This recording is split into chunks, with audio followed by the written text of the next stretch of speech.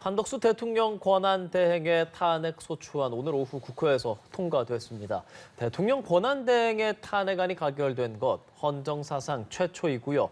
최상목 경제부총리가 권한대행직을 이어받았습니다. 한편 오늘은 윤석열 대통령의 탄핵 심판 첫 재판이 있었는데요. 관련 내용 장성호 전 건국대 행정대학원장, 이승훈 민주당 전략기획위 부위원장 두 분과 이야기 나눠보겠습니다. 어서 오십시오. 안녕하세요. 네, 안녕하십니까. 자, 한덕수 대통령 권한대행에 대한 탄핵 소추안이 가결됐습니다. 바로 여쭤보겠습니다. 어떻게 보셨습니까? 좀 황당한 거 아닙니까? 뭐 정치인들의 그런 당파적인 싸움, 정쟁 그것은 뭐 이해를 하겠는데 우리 안보와 외교 그리고 국민의 삶 이런 걸 지금 대통령이 지금 직무정지된 상태에서 그 권한대행까지 이렇게 탄핵 헌법재판소 재판관을 임명하지 않는다고 탄핵을 시키면 임명하면 탄핵 안 시키고 임명하지 않으면 탄핵을 시킨다고 해서 정말 임명하지 않는다고 그러니까 진짜 탄핵을 시켜서 29번째 윤석열 정부 들어서 29번째 탄핵을 시킨 것은 정말 너무한 것 아닙니까? 국회가 국민을 위해서 있는데 이렇게 탄핵을 시키는 것이 국민을 위해서 하는 건지 아니면 어떤 특정 진영을 위해서 하는 건지 그것은 역사가 판단을 할 거라고 봅니다. 좀 황당합니다. 어떻게 했어야 했다고 보세요, 그럼? 여당과 야당이 대화를 해야 된다고 봅니다. 한덕수 전 권한대행이죠. 한덕수 전 권한대행이 탄핵 전날 어제 이거에 대해서 뭐 기자회견을 하지 않았습니까? 성명을. 그럴 때 보면은 여당과 야당이 합의하지 않고 임명한 헌법재판소 재판관이 한 명도 없었다. 다른 건 다 떠나서. 그렇기 때문에 이것만이라도 여당과 야당이 합의를 해서 임명을 하면 정말 사법부 가장 마지막 보루인 헌법재판소가 그래도 공정성에 휘말리면 안 되지 않겠냐. 그런 차원에서 그것을 이제 민주당을 설득하고 국민을 설득하기 위해서 했는데 그러자마자 바로 또 탄핵을 해서 지금 다시 최상목 경제부총리가 권한대행의 대행까지 맡는 그런 역사상 초유의 일이 계속 벌어지고 있습니다. 알겠습니다. 장 전 원장께서는 이번 상황에 대해서 좀 부정적 입장을 보내주셨습니다. 이승훈 변호사 이야기도 바로 들어볼게요. 그러니까 한덕수 총리가 왜 헌법재판관 3명을 임명하지 않았는지 이해가 안 돼요. 아니 대통령이 계엄 선포가 정당하다고 하잖아요. 그 야당에 대해서 경고용으로 했다는 거잖아요. 그래서 본인이 정당하다고 했는데 그렇다고 한다면 6명의 헌법재판관이 심리하는 것보다는 9명의 재판관이 심리하는 것이 대통령에게도 더 좋고 헌법재판의 기능도 소멸되지 않게 막아주는 것이고 그래서 정당한 재판을 받으면 되는 것이지 왜 저런 선택을 했을까?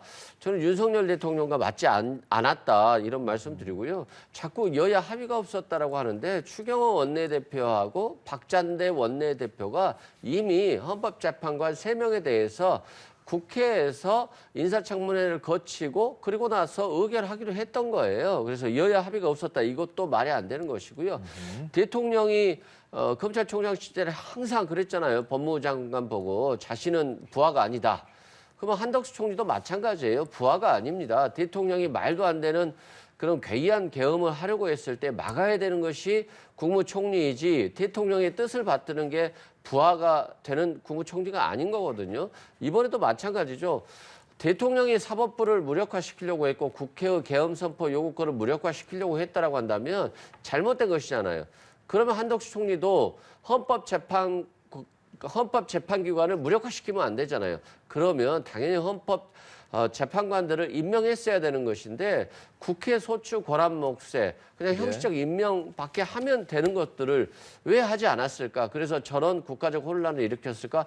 저는 참 한덕수 총리에게 안타까운 생각이 듭니다. 저도 이제 변호사님이 계시지만 이거에 대해서 그런 어떤 여당과 야당의 합의 정신 그것을 차치하고서라도 저 여러 가지가 있지 않습니까? 지금 헌법에 헌법재판관 재판관이 권한대행 임명한 조항이 없습니다. 없었기 때문에 이것은 선례에 따를 수밖에 없지 않습니까? 선례에 따르면 과거에 황교안 권한대행이 했을 때는 대통령이 직무 정지 때는 임명을 안 했고 야당이 임명을 그때 당시 민주당이 임명하지 말라고 하기 때문에 임명을 안 했고 대통령이 파면이 된 다음에 그때는 거리된 상태이기 때문에 임명을 한 겁니다. 그런 사례가 있고 그리고 법적으로도 보면은 헌법재판소 주석서에 보면은 권한대행의 자격으로서 임명할 때는 200명 국회에서 그리고 국무총리의 자격으로 임명할 때는 국무총리 151명 지금 299명이니까 예. 151명 이렇게 이제 되어 있습니다. 그렇게 그런 것에 따져보면 이번에 한덕수 권한대행 탄핵 사유 그 표지에는 국무총리 한덕수 탄핵안 이렇게 돼 있습니다. 근데 안에 내용을 들여다 보면 5가지 아닌데 예. 3가지는 총리와 관련된 거고 그리고 2가지는 헌법재판관 임명을 거부한 것 하나하고 또 상서특검 추천 의무를 방기한 거 하나. 이것은 권한대행과 관련된 건 아니겠습니까? 그럼 5개 중에가 2개 하나라도 있으면 이것은 마찬가지로 대통령에 준하는 그런 200명의 찬성이 있어야만이 이것이 가결된다. 저는 그렇게 생각을 들고 그렇게 주장을 하는 겁니다. 정족수 얘기를 해주셨는데 국민의힘 그래서 이 부분에 대해서 뭐 위헌이다, 권한쟁의 심판, 효력정지 가처분 뭐 이런 부분 신청하게 되는데 이거 법적으로 봤을 때 이거 어떻게 진행이 되는 거예요? 그러면? 한덕수 총리가 굉장히 어려울 거예요. 왜 그러냐면 일단 한덕수 권한대행은 권한대행 국무총리잖아요. 그럼 국무총리이기 때문에 일단 151석으로 표결이 되면 된다라고 볼 수 있고요. 헌법에는 대통령만 200명으로 기재되어 있거든요. 그렇다고 한다면 해석론을 떠나서 151명만 되는 거거든요.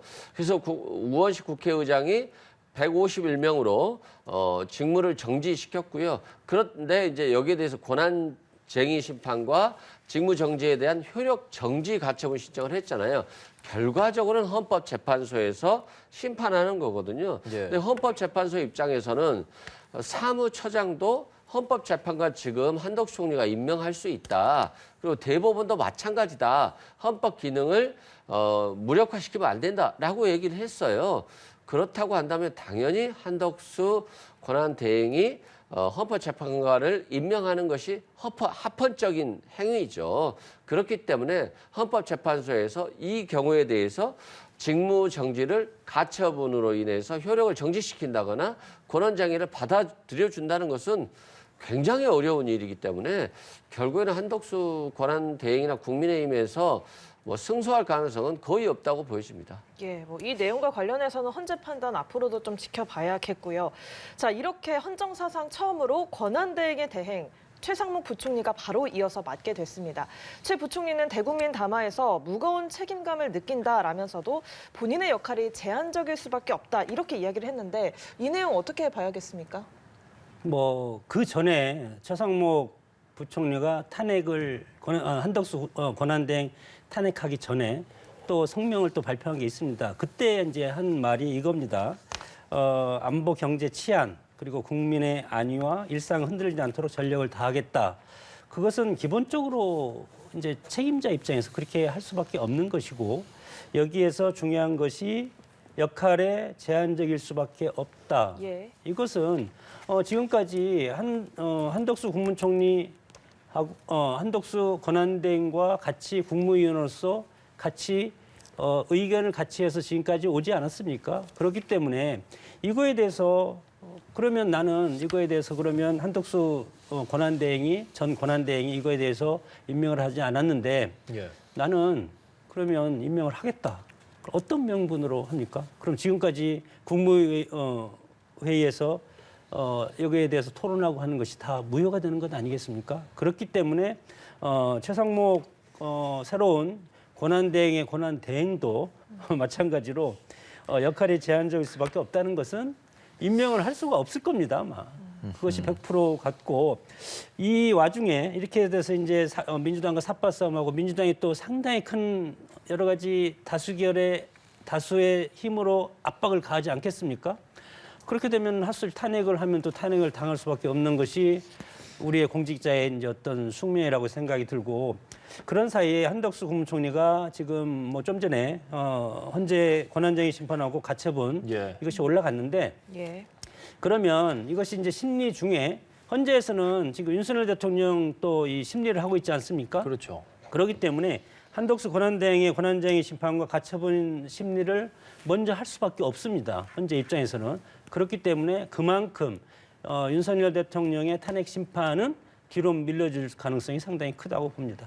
예, 뭐 역할이 제한적일 수밖에 없다라고 낸 메시지가 뭐 임명하지 않을 것 같다라고 좀 예측을 해주셨는데 뭐 그렇다면 뭐 민주당에서는 최 부총리도 헌법재판관 임명을 하지 않으면 추가적으로 줄줄이 탄핵을 하겠다 이런 입장이잖아요. 그럴 가능성이 클까요?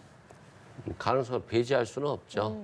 다만 이제 국정 혼란이라든가 이런 국정 불안, 대외 신인도의 불안은 굉장히 가중되겠죠. 한덕수 총리에 대해서도 저번에 그 6개 법률안에 대해서 양곡관리법 등 거부권 행사했을 때도 이 탄핵안을 행사하지 않았거든요. 그건 최소한 대외 신인도 또 외환시장과 주식시장의 어떤 폭락 그리고 국정 불안을 막기 위한 민주당의 어떤 조치였는데 헌법재판관을 임명하지 않는 것은 헌법기관조차도 무력화시키고 권능을 소실시키려고 하는 것이다 라고 했기 때문에 어쩔 수 없는 선택이었는데 그렇다고 한다면 최상목 대행이 안 하면 어떻게 되는 것이냐. 예. 이 또 고민할 것 같아요. 한덕수 총리 때까지만 해도 지금 현재 단기간의 불안보다는 불확정적인 것보다는 이 내란이라고 하는 잔부를 확실하게 진압해서 불확정성을 오히려 없애주는 것이 장기적으로는 국정에 굉장히 안정감을 줄 수 있다 이렇게 했던 건데 예. 그렇다라고 해서 줄탄핵을 할 수는 없잖아요. 예. 그렇기 때문에 민주당의 입장도 굉장히 부담스러운 것은 맞는데 최상목 경제부총리가 그러한 선택을 하지 않고 헌법재판소가 대통령의 탄핵이 맞는지 여부를 정말 제대로 된 헌법재판관 9인이 참여해서 6인의 결정으로 가장 헌법적으로 합헌적으로 내릴 수 있도록 그 조치를 재판관을 임명해 줄 것을 정말 바랄 수밖에 없는 상황입니다. 예, 일각에서는 정말 만약의 상황을 가정해 봐서 탄핵 사태가 계속해서 되풀이되다가 국무위원이 5명 이상이 탄핵이 되면 국무회의 기능조차 마비되는 게 아니냐 이런 우려 때문에 굉장히 뭐 야당 입장에서도 좀 부담스러운 상황이긴 할 텐데요. 그렇다면 이렇게 추가 탄핵 가능성을 배제할 수 없는 상황에 대해서 어떻게 생각하시는지요?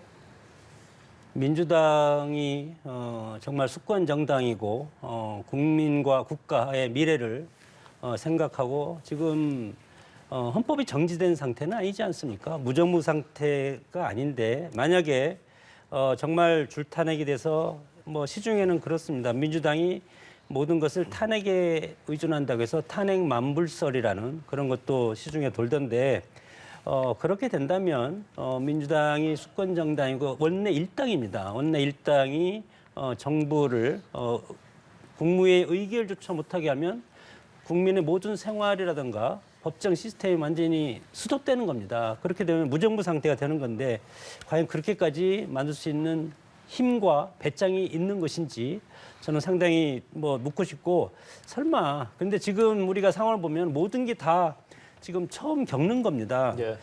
장관 탄핵도 마찬가지로 헌정사상 처음 이번에 겪는 거고 그 이후에 29번의 탄핵이 지금 계속 반복되고 있지 않습니까? 그렇기 때문에 거기까지도 갈 수도 있겠다. 예. 헌재 재판관 임명하지 않으면 예. 거기까지 갈 수도 있는 것 아닌가? 그런 걱정이 앞섭니다. 알겠습니다. 자, 국회 상황 좀 이야기해 봤습니다. 오늘 사실 국회 본회의장 고성 야유 오가는 그런 것은 여야 할 것 없이 다소간에 이제 국민들이 보기에도 좋지 않은 그런 그림이었던 것만큼은 또 부정할 수 없을 것 같고요. 이런 가운데 헌법재판소에서 윤석열 대통령 탄핵 심판 첫 변론 준비기 진행됐습니다. 그 심판 대리인단, 변호인단 조금 이제 구성이 나오더라고요. 이제 좀 진행이 좀 된다, 속도가 붙는다고 봐도 되겠습니까? 아직은 모르는 것 같습니다. 김홍일 변호사, 배진환, 배보윤, 윤곽근 변호사 지금 밖으로 나온 건 4명인데 그 탄핵 소추단은 17명인가 그렇지 않습니까? 쟁쟁한 분들이 막강한 파워를 해서 기선제압하듯이 오늘 딱 가서 앉아 있고 지금 윤 대통령 측에서는 시간도 조금 늦은 것 같고 그리고 아직은 준비가 덜 된 것 같은 왜냐하면 12.3 계엄 선포하고 12월 12일 날 대통령이 대국민 담화 발표하고 그리고 지금 한 23일 정도 흘렀는데 지금 뭐 전 군이 개입되고 군이 동원되고 하다 보니까 예. 상당히 검찰 공수처 여러 군데서 수사가 진행되고 있기 때문에 상당히 방대합니다. 그래서 이거에 대해서 어떻게 정리를 할 시간이 없지 않았을까. 최소한 20일 정도는 저는 줘야 되는 거 아닙니까, 변호사님? 그래서 한 준비기일 하고 예. 한 20일 정도 준비기일 주고 그다음에 해야 되는데 1월 3일 날 또 바로 준비기일 한 번 더 잡는다고 했는데 그렇죠. 그것은 이제 헌재가 재판을 주도권이 있기 때문에 헌재를 따라갈 수밖에 없다고 생각이 드는데 그럼에도 불구하고 만약에 뭐 검찰 공수처의 여러 가지 증인 조사라든가 이것이 이제 헌재로 다 이첩을 하지 않겠습니까? 그러면 헌재 이첩하면 대통령 변호인단에서 이거에 대해서 증거 채택을 하지 않으면 모든 증인들을 또 다시 헌재에서 심리해야 되는 그런 상황이 오게 되면 상당히 늘어날 가능성이 있습니다. 이 심리 기간이. 그렇기 때문에 뭐 변호사 할 사람이 없어서 4명밖에 없지 않냐 이렇게 생각을 뭐 이런 소문도 있는데 그런 것은 아니고 지금 변호를 자처하는 사람이 상당히 많고 그래서 예. 신중하게 용산 대통령실에서는 이것에 대해서 신중하게 지금 변호인단을 구성하고 있다고 생각이 듭니다. 예, 첫 변론 준비기일 어느 정도 예상했던 대로 윤 대통령이 직접 출석하지는 않았는데요. 윤 대통령 측에서는 적절한 시기에 탄핵 심판에 대통령이 직접 나와서 이야기를 할 거다라고 했습니다. 그렇다면 이 적절한 시기라는 걸 언제를 말하는 걸까요? 일단 적절한 시기에 나오려면 구속이 안 돼야 되겠죠.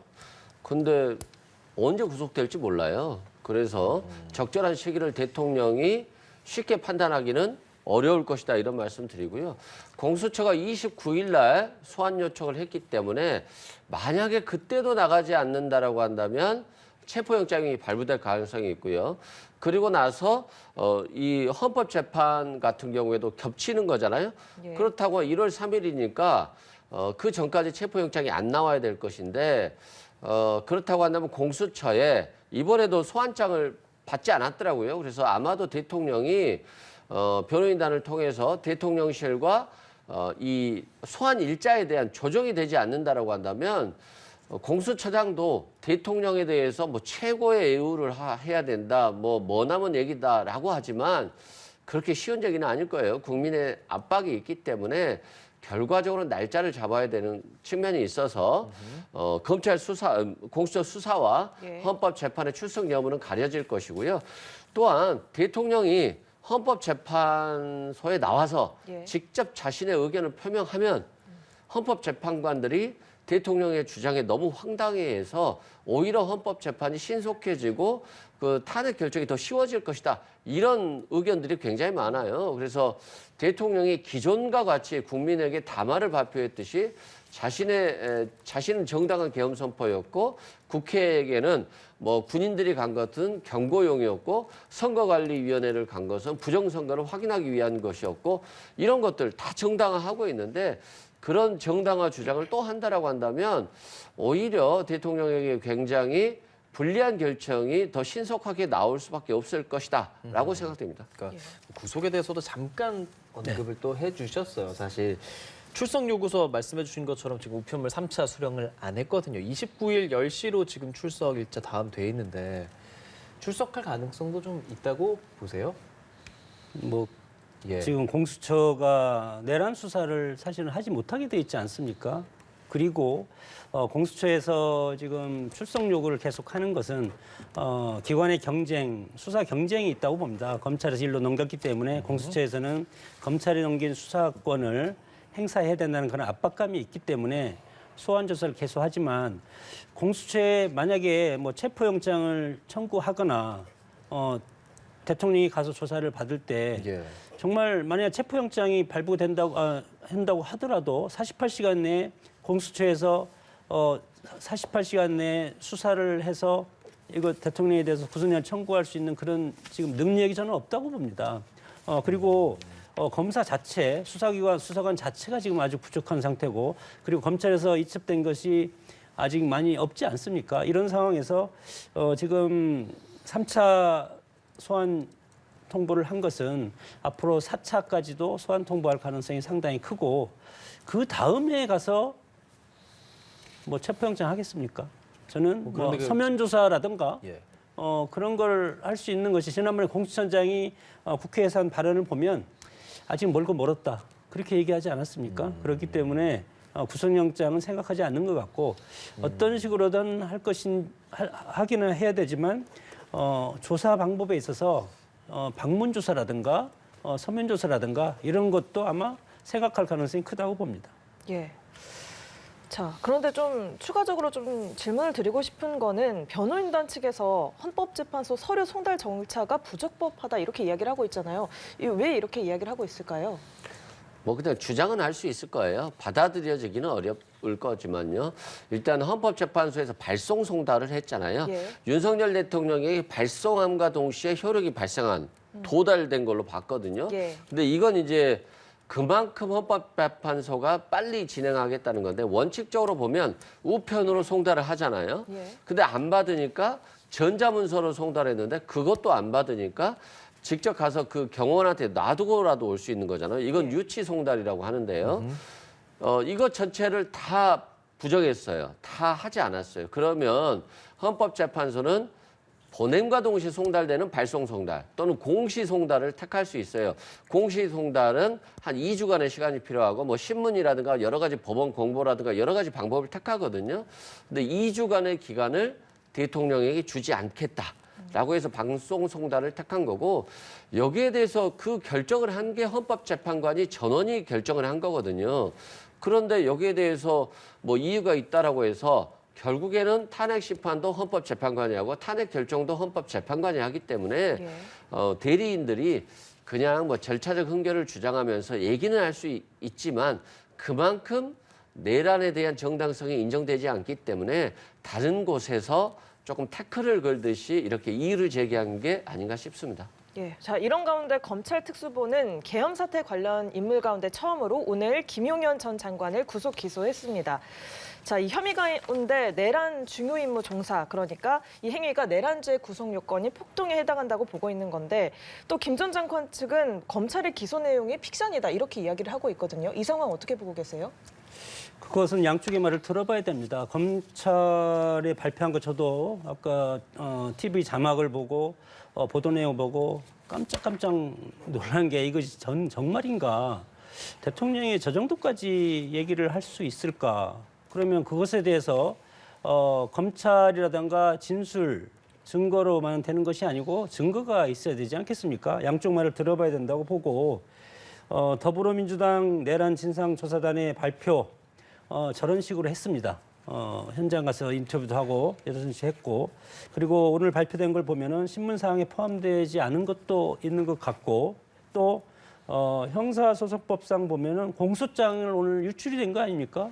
이 유출된 것도 아마 명예훼손 범죄에 해당된다고 저는 생각이 들고 예. 그리고 일방적이고 날조된 진술 그리고 불법 증거들로 공표한 것은 공소장 일반주의를 위반했다고 보기 때문에 이것은 나중에 헌재라든가 법원에 가서 양쪽 말을 들어보고 그리고 양쪽 말을 들어서 그것을 다시 확증을 하려면 그 실질적인 증거물이 있어야 된다고 생각이 듭니다. 예, 그래서 양쪽 앞으로 말을, 예. 상당한 시간이 걸릴 거라고 생각이 듭니다. 예, 양쪽 말 들어봐야 한다라고 말씀을 하셨고 구속 기소 상황 어떻게 보고 계시는지 그리고 공소장 유출 공개가 명예훼손이다라고 주장하는 부분에 대해서 어떤 생각 갖고 계신지 여쭤보겠습니다. 공소장을 공개한 게 아니에요. 사건의 요약을 공개한 거고요.